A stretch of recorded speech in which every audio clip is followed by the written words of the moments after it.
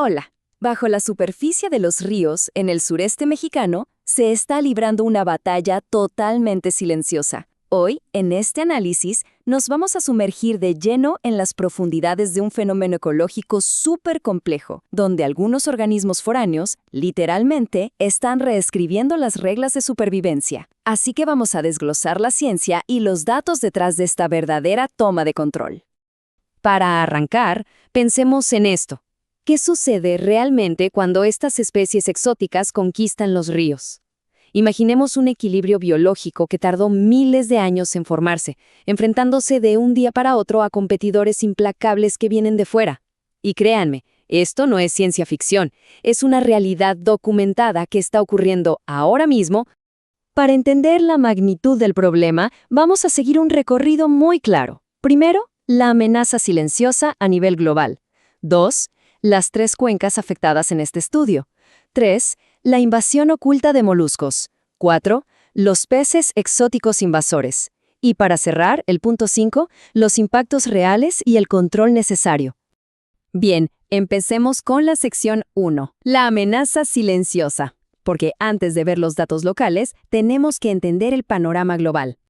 A ver, ¿qué es exactamente una especie exótica invasora? La clave aquí está en 2 conceptos, alta adaptabilidad y desplazamiento. Estos organismos no solo sobreviven en un lugar nuevo, sino que prosperan de forma muy agresiva.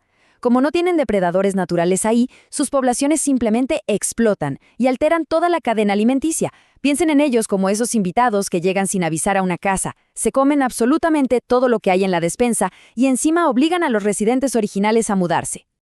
Y ojo con este dato, porque ilustra perfectamente por qué este tema es tan urgente. Las invasiones biológicas son la segunda causa principal de pérdida de biodiversidad a nivel mundial. Así es, superan a la contaminación y están solo por detrás de la destrucción directa del hábitat. Es una crisis enorme, y los ecosistemas de agua dulce son de los más vulnerables del planeta. Teniendo claro este contexto global, pasemos a la sección 2, para aterrizar en nuestro escenario de batalla. Las 3 cuencas afectadas. Fíjense en este mapa. Nos muestra la inmensa extensión de las cuencas Grijalva, Usumacinta y Papaloapan en el sureste de México. Estamos hablando de más de 173,000 kilómetros cuadrados en total, cruzando estados como Chiapas, Tabasco y Veracruz.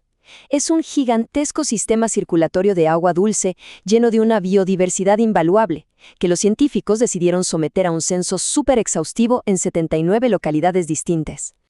Y el esfuerzo fue monumental. Los investigadores recolectaron exactamente 189,071 organismos, casi 200,000. Detrás de este número hay meses enteros de trabajo físico pesado con redes y dragas.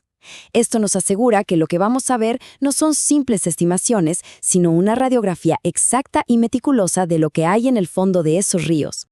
Y aquí viene el giro que casi nadie espera. Cuando pensamos en ríos, lo primero que se nos viene a la mente son los peces, ¿verdad? Bueno, resulta que un aplastante 92.2% de los organismos recolectados fueron macroinvertebrados. Así que la verdadera invasión no es la que vemos nadando en la superficie. Está ocurriendo ahí abajo, en el lodo, a un nivel bentónico que no solemos notar. Esto nos lleva directo a la sección 3, donde vamos a examinar de cerca a este ejército oculto. La invasión de moluscos. Estos gráficos de densidad y biomas nos muestran una disparidad clarísima. Aunque el éxito de las invasoras varía un poco dependiendo de la cuenca, es evidente que ciertas especies están ganando terreno rapidísimo, dominando casi por completo los ecosistemas, especialmente en el Papaloapan y el Grijalva. Pero, ¿quiénes son los principales responsables? Bueno, tenemos a la almeja asiática, la Corbicula fluminia, que es una especie súper invasiva que encontraron en 45 de las 79 zonas evaluadas. Pero el rey indiscutible de esta historia es el caracol Tarevia granífera, que alcanza unas densidades abrumadoras, sobre todo en áreas donde los humanos ya hemos modificado un poco el entorno. Detengámonos un segundo a dimensionar esto. Representan más del 90%, es decir, literalmente de cada 10 organismos que viven en el fondo de esas cuencas, 9 son de estas especies invasoras. Prácticamente han monopolizado todo el espacio y los recursos, creando un imperio submarino que está dejando a las especies nativas sin ninguna oportunidad. Ahora, pasemos a la sección 4. Vamos a subir en la columna de agua para hablar de la amenaza visible, los peces exóticos invasores. En total, el estudio documentó 8 especies de peces invasores. Están las caras conocidas como las tilapias y las carpas, que, bueno, tienen un gran valor comercial. Pero también resalta un pez famosísimo por las peores razones, el Pterygoplichis, mejor conocido como pez diablo, que tiene una armadura de escamas óseas que lo hace casi indestructible. Y más preocupante aún es un descubrimiento reciente, el Agamixis pectinifrons, un pez gato sudamericano recién detectado en el Grijalba, del cual todavía ni siquiera sabemos qué tanto daño puede causar. Y si observan las barras en este gráfico, la historia del pez diablo es súper alarmante. Aparecieron en un 56% de las localidades muestreadas, o sea, en más de la mitad de todos los sitios evaluados en este territorio gigantesco. Estos peces acorazados ya están presentes y dominando, superando por mucho a otras especies comerciales como las tilapias. Y aquí hay un contraste fascinante. Aunque en número los peces invasores son solo el 10% de lo recolectado, cuando hablamos de biomasa, es decir, de su peso, constituyen un asombroso 44% del total del ecosistema estudiado. Son tan grandes y pesados que están acaparando muchísima energía y recursos del río. Básicamente, casi la mitad del peso vivo de la cuenca les pertenece a ellos. A la luz de toda esta evidencia, llegamos a nuestra última sección: los impactos y el control necesario. ¿Qué significa todo esto en la vida real? El costo de esta invasión va muchísimo más allá de perder biodiversidad, lo cual ya es una tragedia enorme. Resulta que estos caracoles y almejas invasoras son vectores conocidos de parásitos que pueden afectar directamente la salud humana. Y por otro lado, al desplazar a las especies locales, generan un impacto socioeconómico brutal para las comunidades de pescadores de la región, que dependen de esos ríos para poder vivir.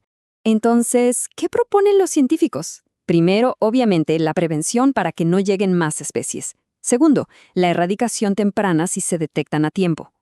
Pero para las especies que ya están establecidas, la clave está en el punto 3. Necesitamos programas de manejo activo específicamente para especies que hoy no tienen ningún valor comercial, como los moluscos y el pez diablo. Porque como a los pescadores no les interesa atraparlos, se siguen multiplicando sin ningún tipo de freno. Y con esto llegamos a una pregunta que nos tiene que dejar pensando.